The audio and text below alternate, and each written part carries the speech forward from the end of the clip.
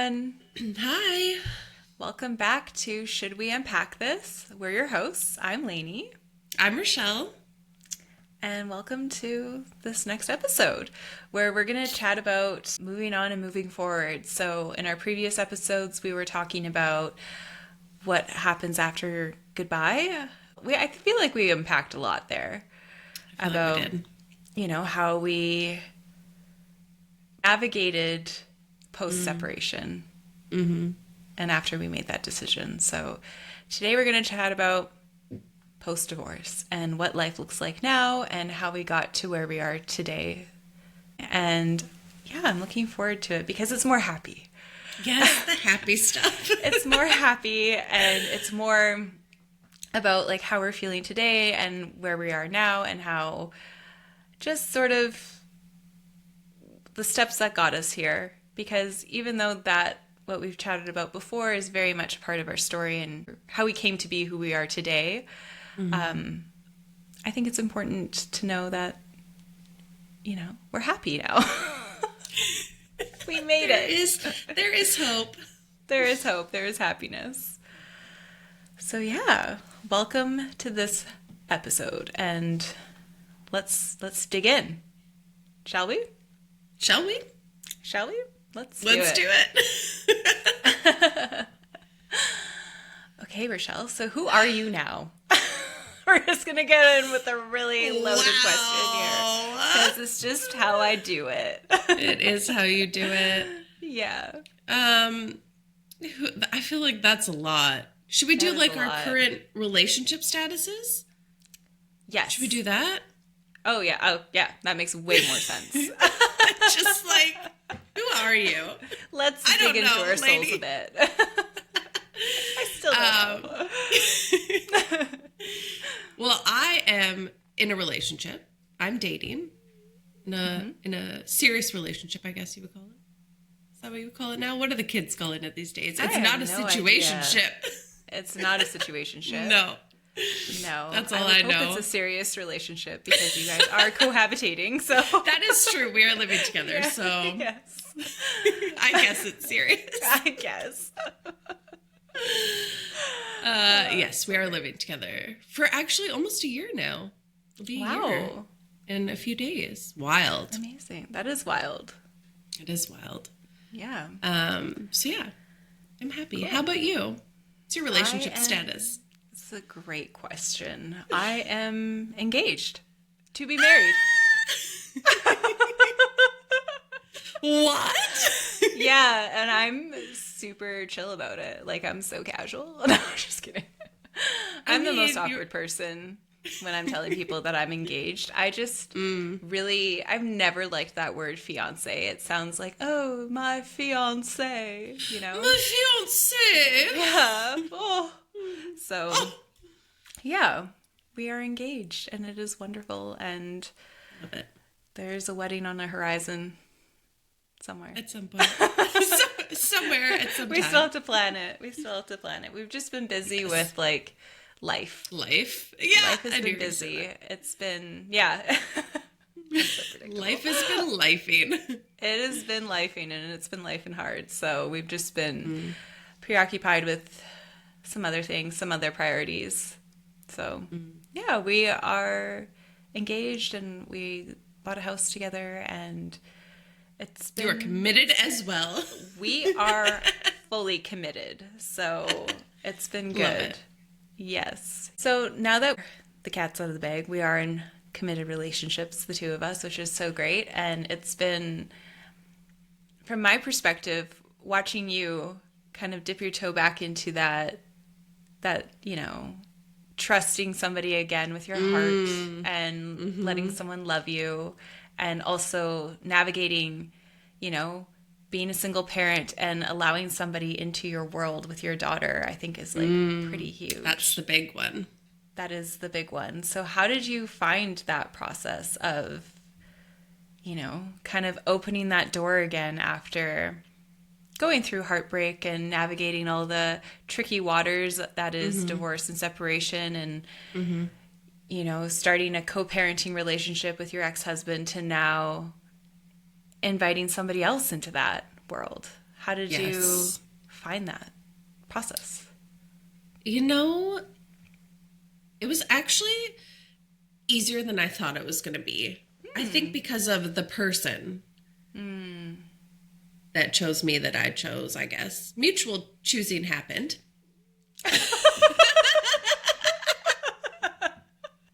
Love it. It's great. Love it.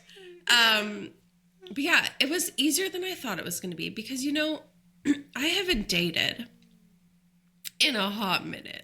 Like, things were very different when I was dating. Yeah. And so the dating world now is very frightening. And honestly, if I hadn't met this person the way I did, which was at work, like, and having known them before, like, it wasn't like I didn't know this person. If it was a stranger, I honestly, like, I don't think I would have been able to, like, I don't think I would have tried for a very long time, like, getting on the apps or, like, whatever the kids are doing these days, you know? Like, it's just not for me. I'm very, like, old school when it comes to dating, I guess. I'm just very guarded and I need to, like, know someone. I'm not, like... I'm not like an adventurous person. Like, I'm not like willing to risk things. So I'm like, Right. I need to know like who you are before I embark on that like adventure with you, you know? Would you describe yourself as being more reserved in that fashion? Probably, yes. I would say Yeah. reserved. Like, I'm very, I don't know. I just don't know what, like, dating is like now. You've got the situationships, you've got, like, the open relationships, and I'm just very, like, I'm a one-guy gal, you know? Mm-hmm. And You're I'm a very... relationship. Yeah, I'm a relationship person. I'm a relationship woman. Yeah. Same. So I think it was Yeah. easier than I thought it was going to be because I knew this person beforehand. And it wasn't like some random person that I met and like, you know what always strikes me is like when you like, I always see those memes that are like the person you're like in a serious relationship was once like a stranger. And I'm like, that is such a weird thought. Like, you're just trusting this person. Yeah. It's like once a stranger, wild. That is wild. But yeah, it very much started from friendship and like grew into something, which is how I find most of my relationships started. But yeah, it was easier than I thought it was going to be. And I very much took my time getting to know my partner before introducing my daughter. Like, it was quite a while before I brought my daughter into the mix. Because I just wanted to make sure that it was like a serious thing before, you know, protecting her heart a bit too. Protecting my heart and then protecting her heart. Because we don't need more heartbreak at this moment. No, never. Nobody wants that, especially for your kids too, right? Because it's not like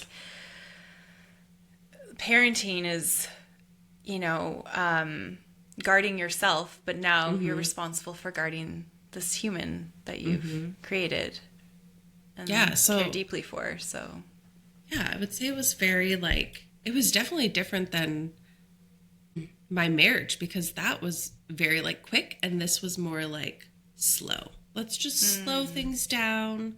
yeah, Like, I was engaged after a year of dating my ex-husband, and this was like, I'm not even introducing my daughter until like a year, you know? So Yeah. it was very much like, let's just slow things down. yeah, a slow burn. I love a good A slow burn. Yeah. Yeah. And it's been great. It's great. Yeah. No rush, you know? Exactly.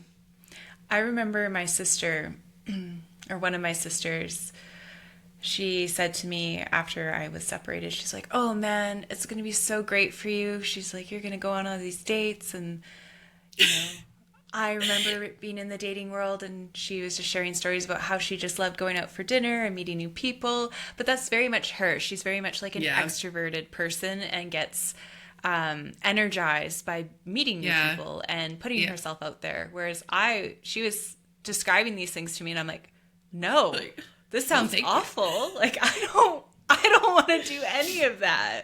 Like, No. none of that really interested me at all, because I'm the opposite, where I do enjoy meeting new people, but it doesn't energize me. Like, I feel depleted afterwards, because that's just who I am. Yes, I'm a hibernator after those social events. Yeah, Just same. lock myself in a room with a show and like re-energize that way. Exactly. I just need to stare at a blank wall for a little bit afterwards, you know, recalibrate. But I feel that. yeah, it's not for everyone. Similar to you, I too met my current partner at work. We had a friendship beforehand, and it just slowly developed into something else.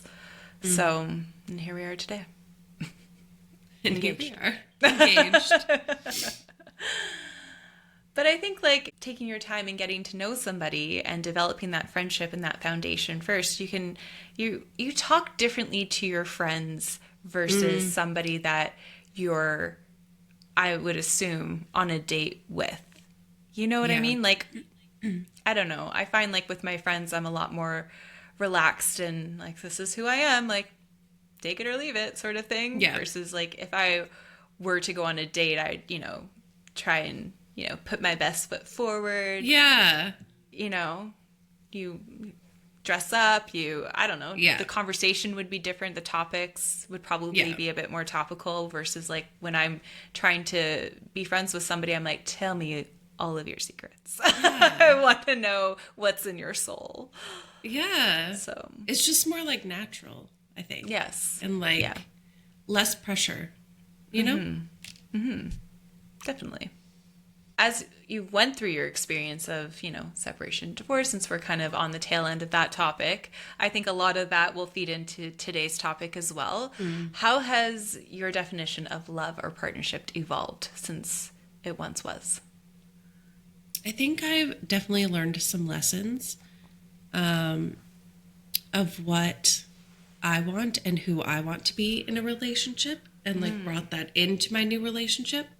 But I also think, on the flip side, that my previous relationship has like made me overcompensate in certain areas in this relationship, and just like try so hard to not let things, I don't know, get to the point that they did in the previous relationship. And sometimes it's a bit much. Like, it's too much on the swing, you know? Like, we're trying too hard not to lose the connection, or like, I don't know, certain things. And I like feel it sometimes, and I'm like, ooh, like, this is not like something that's from our current relationship. This is like from the previous relationship. And I don't necessarily need to feel this way now. Right. Because there isn't a situation where yes, you need where to, it warrants right? that. But Yes. I'm like, oh my gosh, like, are we okay? So can you give an example of, like, what would spark that? What would bring that on?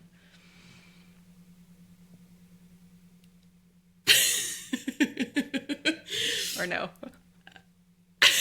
I think just like, it's just like my radar's too high sometimes. You know what I mean? Like, I'm like looking for things where there isn't an issue.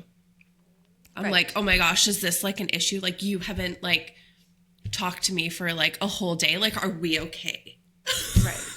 You know, And like, that's that's an extreme, right? Like an exaggeration. yeah, that's an Obviously, extreme. He talks to you Yeah, during he the talks to me, day. but I'm like, whoa, like, are we not connecting? Like, Yeah. It's been a few hours. just like, no, like, I'm working, or like, no, I'm just having a day, and I'm like, is it me? Like, are we okay? Is everything good? Yeah. But it's like, you just gotta calm down. Like, we are humans at the end of the day, and like, Yeah. And do you think, and like you said, like, because you went through your previous experience with your previous relationship, you're just so hyper aware. I'm hyper aware, and I'm just like, whoa, we need to stay connected. Yeah. But it's like, that's not an issue here. Stay connected at all times. At all times. I'm not crazy. And you're not. But you know what I mean? Like, that's an extreme example, but it's just like, I brought that maybe trauma with me. And I'm just like, that's not applicable in this current situation. Like, you just need to calm down, Rochelle. Like, it's hard to unlearn those behaviors, though. Like, especially if it was something that so severely impacted a previous relationship. And it's not something you want to relive again. Yes. You know? And I think that's where it comes from. It's just like, you don't want to have to go through that again. So you like are hypersensitive to certain situations. Did you find like at the beginning of the relationship, there was like more little things like that where you're like, oh, where's this coming from? Like, where's this feeling of maybe insecurity or... Yeah, I think, it definitely took like some self-reflection to like figure out where those feelings were coming from. And it was very much like my partner being like, hey, like, I didn't warrant these feelings. So like, why is this happening? And then I was like, wait, you're right. Like, why is this happening? Yeah. And it's and then so now nice I just know. It's nice that he brought that up in the moment too. Yes. Like the communication is just what I appreciate so much. It's good to have someone that like makes you aware of something maybe you weren't aware of. And just like mentions it, like, hey, what's happening here? Instead of just like letting it happen. And then we like go down this path of like not great communication, you know? I just value communication. Yes. Same. Which I need to work on still, but it's a work in progress. I think it'll always be a work in progress. Like as we grow as individuals and as couples, you know, you're experiencing different things. There's different life events that are happening. There's different like outside noise too that you'll have to navigate throughout your relationship. So I think the communication piece just continues to evolve as you evolve. Yeah, I think so too. Okay, so I think for me, the way that my definition of love and partnership has evolved has been more so about allowing space for there to be a partnership, if you will. Because I'm not the greatest at letting people help me, or like I'm just very like, I'll just do it myself because it's just whatever. It's something I'm working through. I'll just do it myself. I can take care of it. It's fine. Like I don't need to bother anybody. But I think the beautiful thing of having a partner is that they want to help. They want to be a partner. So weird. So it's nice that I have found somebody who reminds me of that in a very nice way. Of like, I want to help. This is something that we're doing together, and like you don't have to worry. Like he makes it very easy for me to ask for stuff, which was something that I struggled with for a very long time, just because of past experiences, right? Like that emotional baggage that you bring from previous relationships that you don't even know that is there. Yep. It's kind of like tucked away in the attic of your mind, and then all of a sudden a box like lands in your lap and you're like, what? Where did this come from? What's this? Why are these feelings here and why am I feeling this way? But even, just asking for help, just simple things like he'll call me and on his way home from somewhere and like, oh, do you need anything? And my brain automatically goes like, I can just go to the store myself later.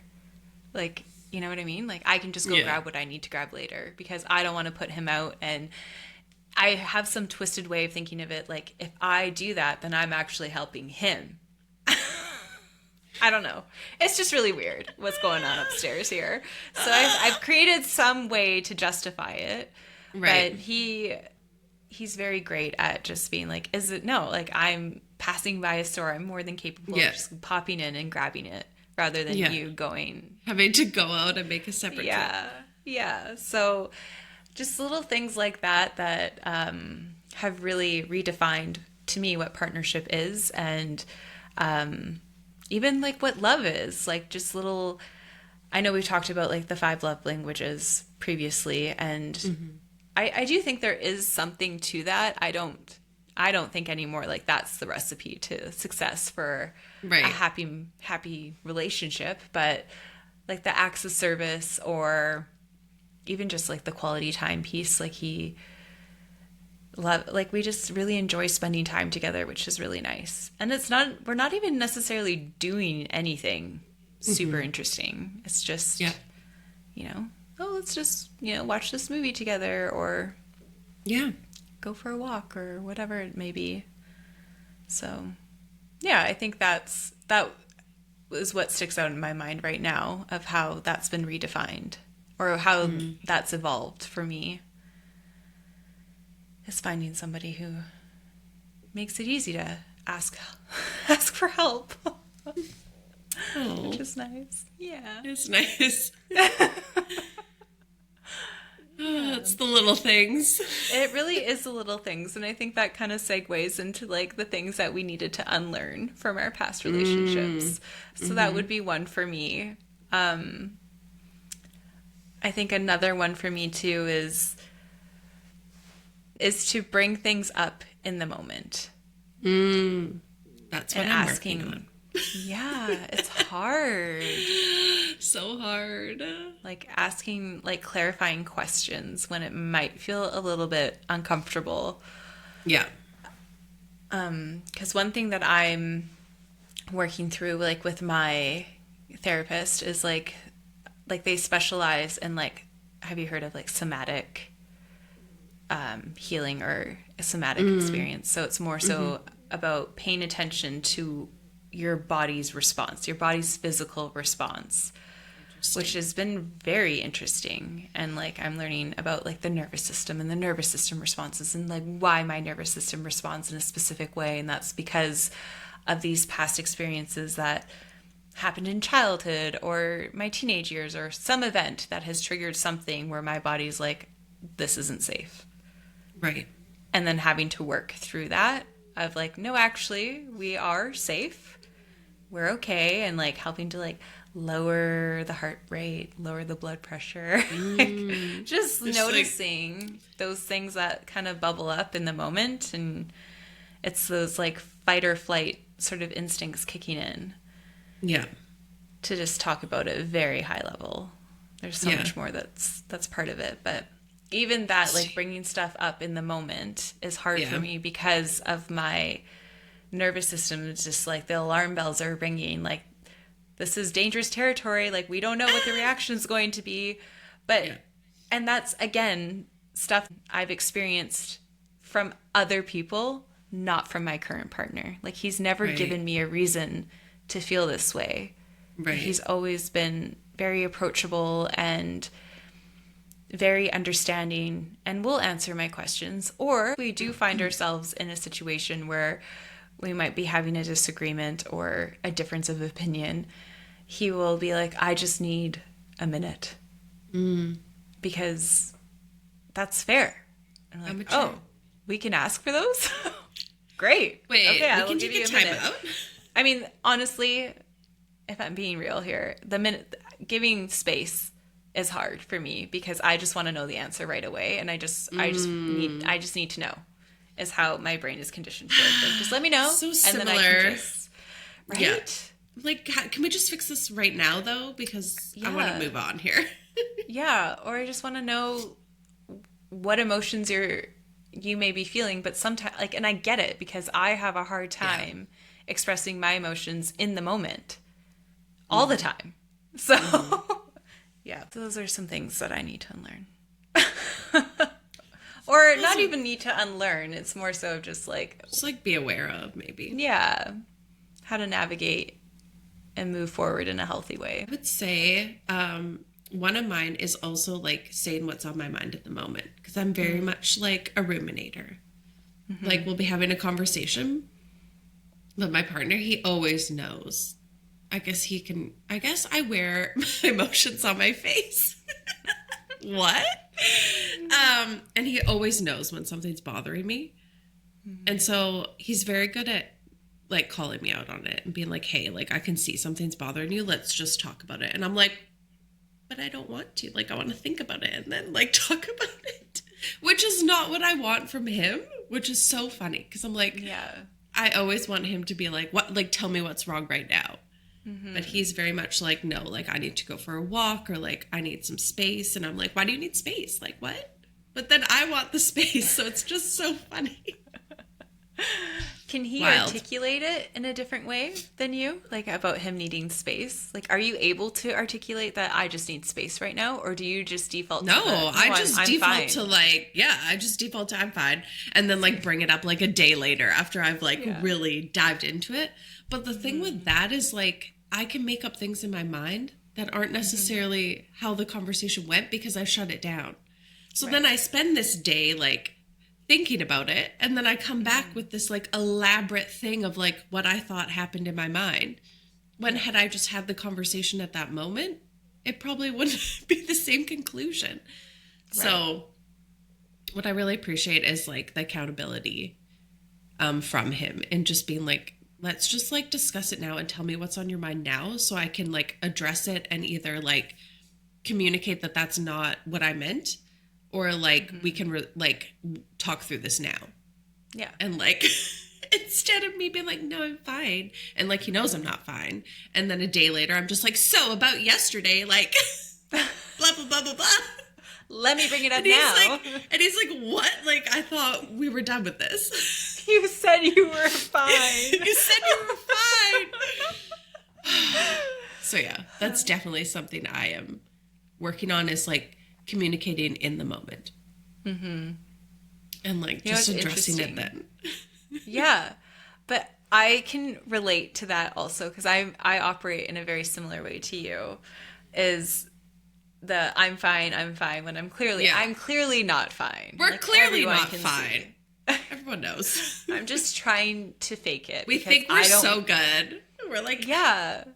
Honestly, and I think the reason why I just default to the I'm fine is because I wholeheartedly want to be and feel fine in that moment. Yeah. And it's more so like, if I don't address it, it just means that it's not happening. Yeah. Which is not a very healthy response. Or even like a mature way to handle it. But it's just one of those things where I'm like, it's just what needs to happen. But again, like, I am working through that. And I have tried being like, if I'm feeling stressed or there's some instances where I'm actually not fine and he does a check-in like, are you okay? I like just, and I feel very uncomfortable still, like, and it's nothing to do with him. It's me. Yeah. And just being like, admitting that I'm not fine is really hard for me. Mm-hmm. And just being like, well, actually, I'm feeling stressed about this, this, and this. And then he goes, okay, well, I'm here if you need. I'm like, oh, okay, what? Great. And it's like so much better because now we're both on the same page about where each other are at, and he can help support me in my not being fine. Yeah. It's crazy. Wild. It's crazy that I fight it so hard, though. It's so like, dumb. Why? Why do we do that? I don't know. Maybe I just like a good struggle sometimes, you know? Maybe. Maybe because it feels familiar. I think that's what it is. That is what a lot of the things I've like researched say. It's like you create the situation or like the feelings and where you're most comfortable, which are not necessarily the healthiest for you, but it's what you're used to, whether it's from your childhood or previous relationships or whatnot. It's like you recreate that for yourself, and then it feels comfortable, but not necessarily good. It's familiar. So you're like, most of the time unintentionally recreating that feeling. Mm-hmm. And I don't know why. Like, why? Probably because it feels familiar, though. I guess so. And it feels like the familiar feels safe in that moment. Yeah, that's true. That's another thing. I think it's you're creating it, so you're controlling the situation. And as a control freak myself, I am making it so I'm in control, and I know what the outcome will be if I'm creating this this space or this scenario or whatnot, I know what's going to happen. Yeah. But when I like open up and am vulnerable, that's not a safe space for me.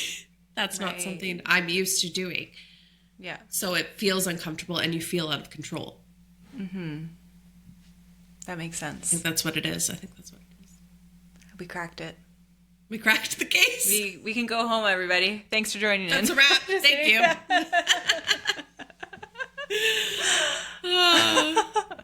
That's so good. Did you have to learn anything about like boundaries? Like, are you a good boundary setter in life? I am a people pleaser, which does not lend well to setting boundaries. Right. No. But I have gotten better. Mm-hmm.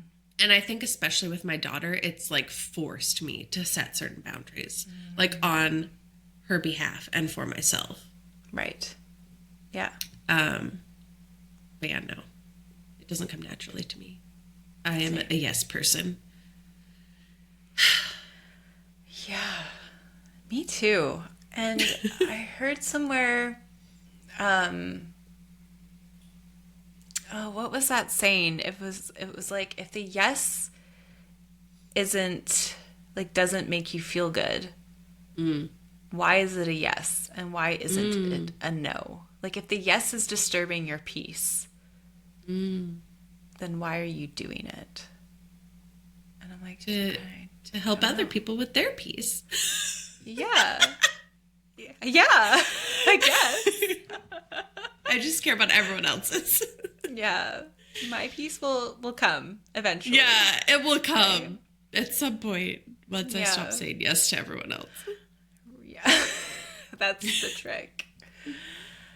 But yeah, it's a tough one. I think part of the reason why I was such a yes person too is because I don't like dealing with other people's reactions necessarily. Mm-hmm. So the yes was easier because I'm like, oh, this is going to elicit a more positive reaction than say a no. And then it's just easier. I don't have to, what's the word I'm looking for? I don't have to not defend, but explain myself as to why I'm saying no. I don't have to give any reasoning. I can just, I can do that. No problem. When maybe I shouldn't have to do that. Or maybe I just don't want to do that. And the no should just be explanation enough. Yeah. Yeah. Exactly. Yeah. It should. But isn't. Mm-hmm. I mean, for some people, maybe not. But that's a them thing, not a you thing. That's true. That's true. Right? I did have a motto for a while, like a few years ago, being like my little mantra was, I'm not responsible for other people's feelings. And I repeated this to myself so often, like on a daily basis. And I still felt responsible for other people's feelings, despite saying that, because it's so hard. It is not hard. to, for me, anyways. Done. Yeah. Yes, and just allowing people to have their reaction and just being like, oh, it's okay. They are responsible for their feelings. Yeah. I'm not. Their reaction is not your responsibility. Yes. So with being in a new relationship, or I guess they're not really new relationships anymore, but a different relationship than we once were in. And we've talked a lot about our peace and protecting our peace. And I remember that was like a huge thing for you, especially, navigating separation and divorce and those tricky times and conversations and all that jazz. Today, protecting your peace, I think we should like unpack that and what that means for us today. So I can go first. Okay. Lay it on me. Lay it on you. So because with my current relationship, I chose to move across country away from friends and family and all those that I love and care for. And the reason why I chose to do that is to, more so like just trust my instincts, because I felt like I had left those on the shelf for so long. Yeah.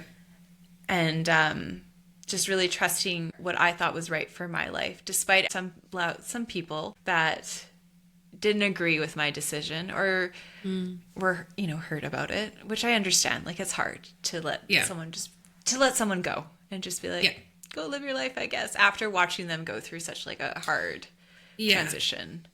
Yeah. So for me, like, protecting my peace was trying to turn down the outside noise and really go inward to my own voice and my own instincts, and just really being like, I actually know myself and I know what I want.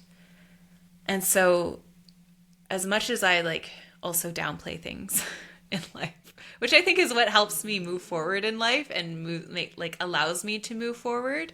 Yeah. I think that's how I protect my peace, is by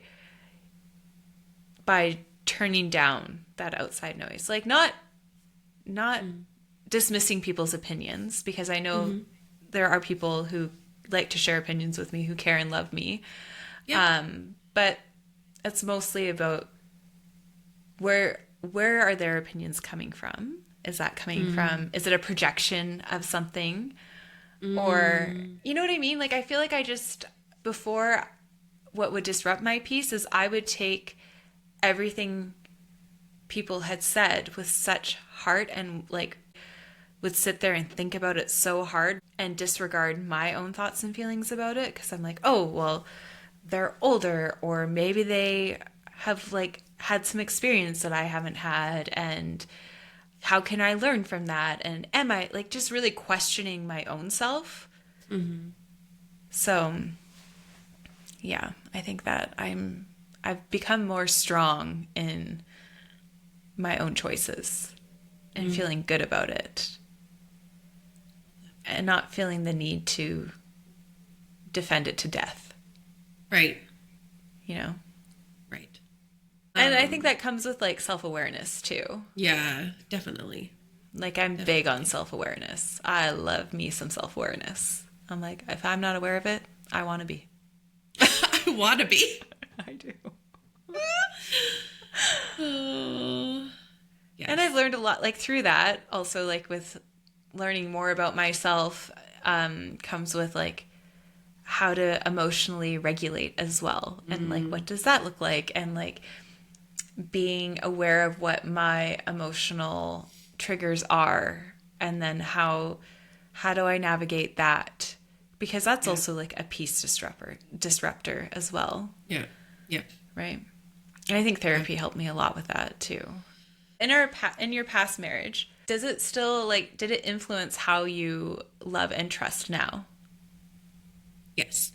I would say that coming out of it, I trusted myself less. And also maybe my partner, which was not fair to them, because they didn't do anything to earn that lack of trust in the beginning. And so I think it's just been like a journey of learning to trust myself again. And in doing that, I've leaned on my like inner circle more than I did in my past relationship. Like, leaned on people's opinions, or like talked more about my relationship and like gotten more opinions about certain situations, or like how I'm feeling. Just because a big effect of that marriage was just not trusting myself coming out of it, and like trusting my gut and my feelings, and like, do I know what I'm doing? Right. I don't know. I don't know. We're just winging it. Who am I? Just the little things. Yeah. And so it's been a journey, but I feel like I am like getting more secure in how I feel, and like learning to trust myself again, and like acknowledging that I've made like wise choices and wise decisions in this relationship. Yeah, I think you have. And I think one of the joys that I've had is witnessing how you've changed and grown in your current relationship, and how you've like allowed somebody to step up and be there for you. Because I think that was a missing piece.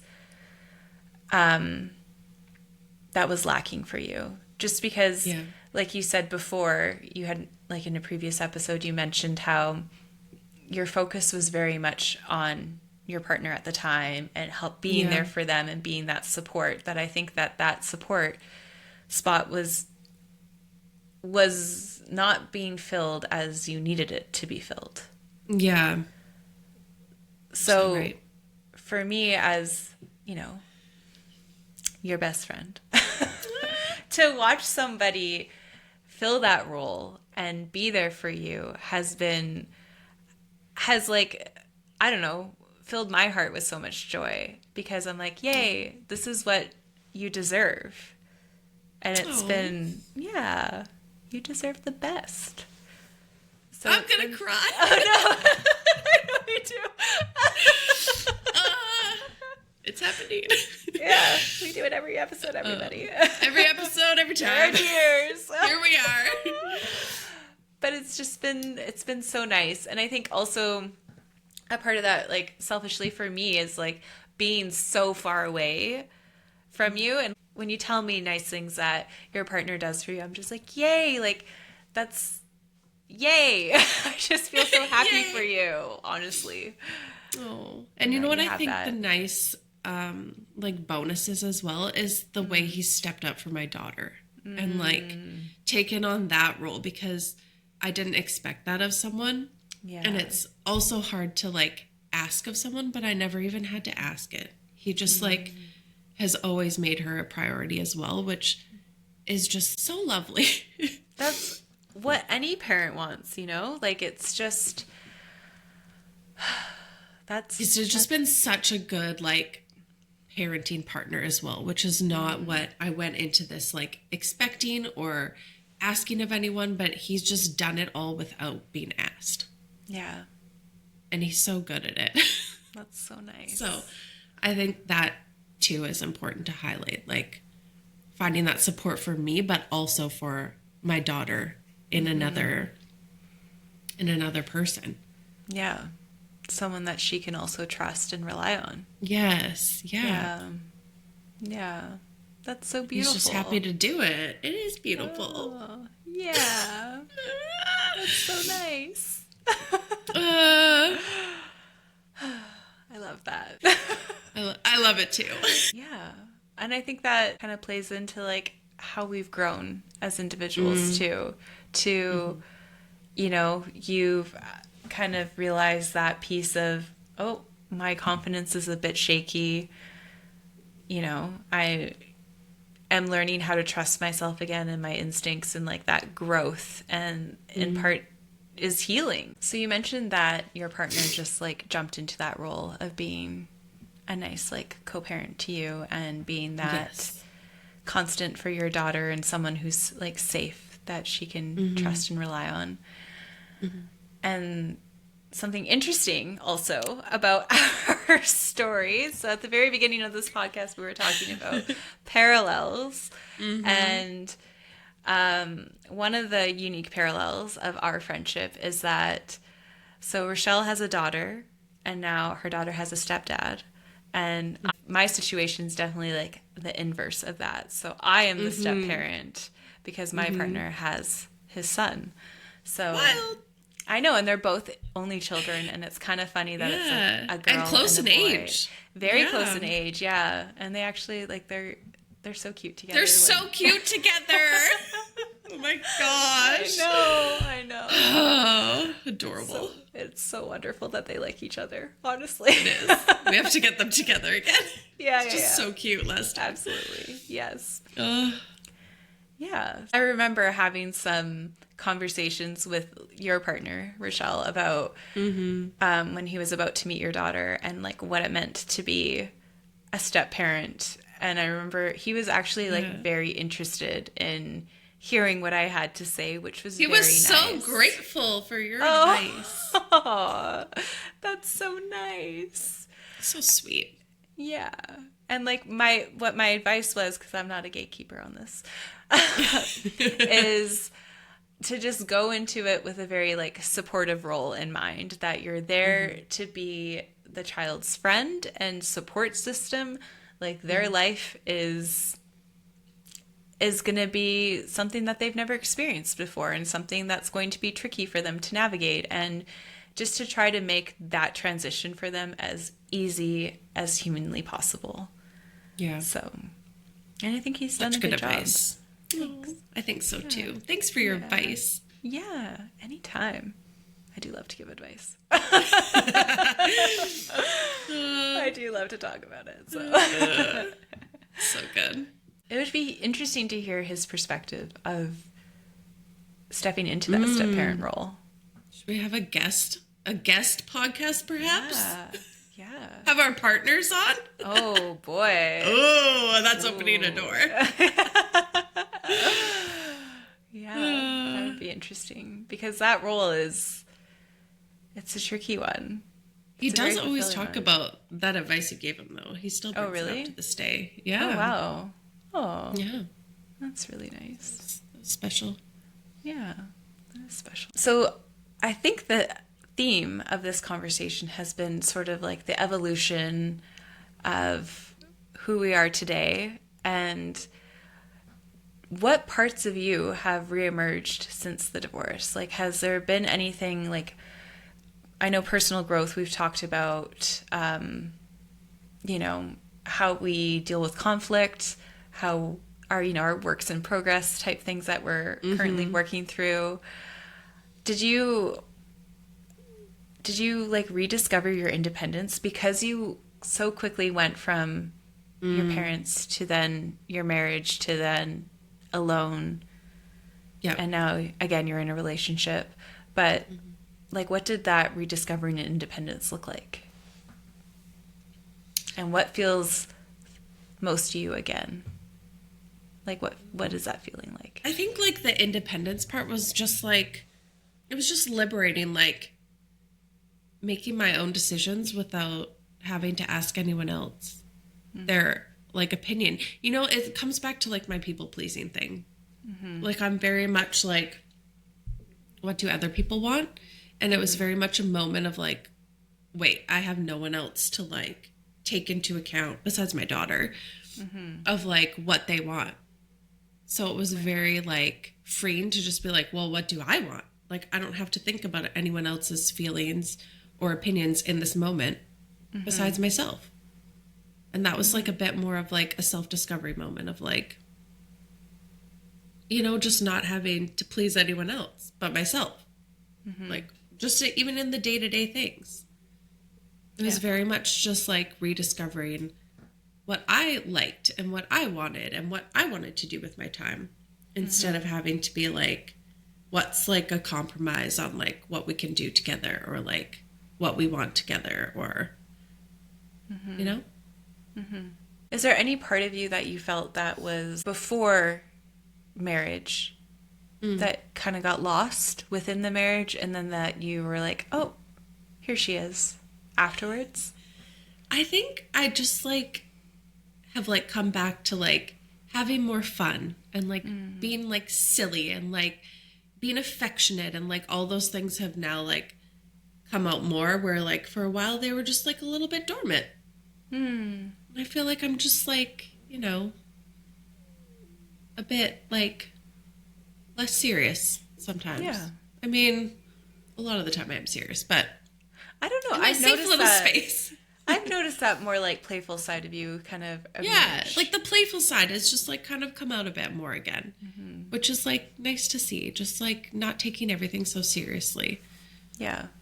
Do you think that that's been a bit easier to tap into because of your daughter? And because like she might be like acting a bit silly, and then it's like kind of gives you permission to. Yeah. It's been fun. They always say like having kids makes you like a kid again. And I think that's like true. Just like brings out like that fun, silly side again. And she's like so silly. So yeah, it's easy to just join in. Yeah. That's what I've noticed like with my stepson, is that he's got like a really great sense of humor and a funny personality. And he loves to be silly. And there are times where I just get so stuck in the like, like the responsibility of life. I think I get really hung up on, and like I need to stay focused. I need to stay on task. Otherwise things are going to slip through the cracks when it's not like even really important things. Like it's things that can slip through the cracks and we will be okay. You know, like it's fine. So when he's around and, you know, he's like doing a funny dance or whatever, sometimes I'll just like join in on his like silly dance and start like mimicking the movements he's doing, and he thinks it's a riot. Like the laugh, the belly laugh that I get from that, I'm like, oh man, that ignites something like in my soul. Like it just I don't know, it's that like dopamine hit instantly of like hearing that like belly laugh and getting that response from him. They are.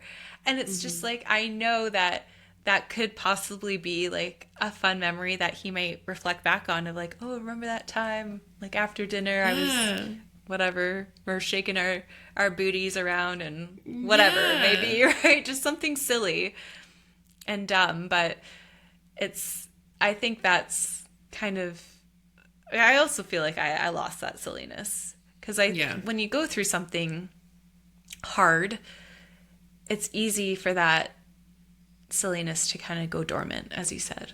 Yeah, for sure. Thank goodness for the children. Thank goodness for them, because they definitely like, I don't know, I've learned so much about myself from him. Yep. You know, kids are a good reflection of like, oh man, sometimes it's like holding up a mirror and I'm like, no, why are you doing that? Stop it. I don't want to learn anymore right now. We're good. We're at our quota. Thank you.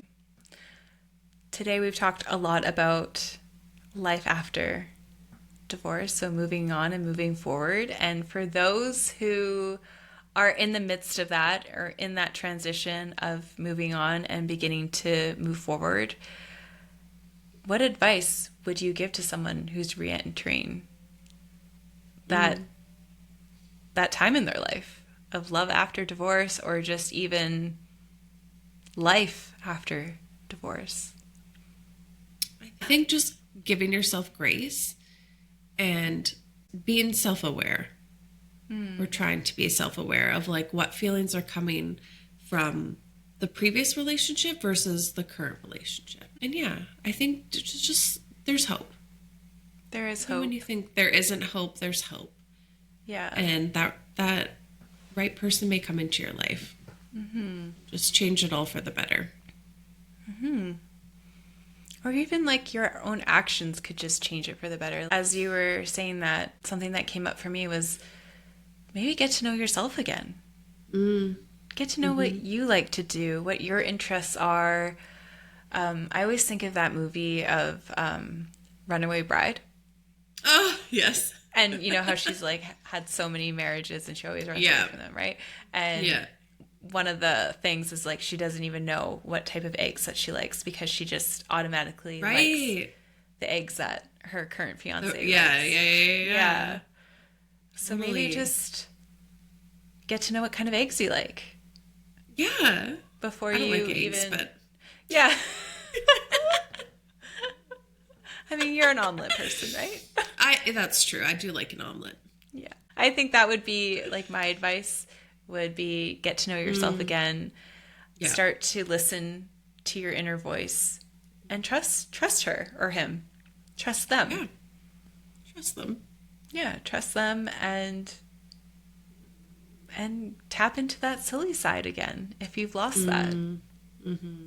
Because I think that ultimately is like what attracts other people, and not necessarily that you're looking to attract other people, but you know what I mean? Like attracting that kind of energy into your life. Yes. And it doesn't need to be like a romantic thing, but even just like friendships or just learning to have fun again, because when you're in the trenches of the hard, it's so easy to lose sight of what that fun feels like for your soul.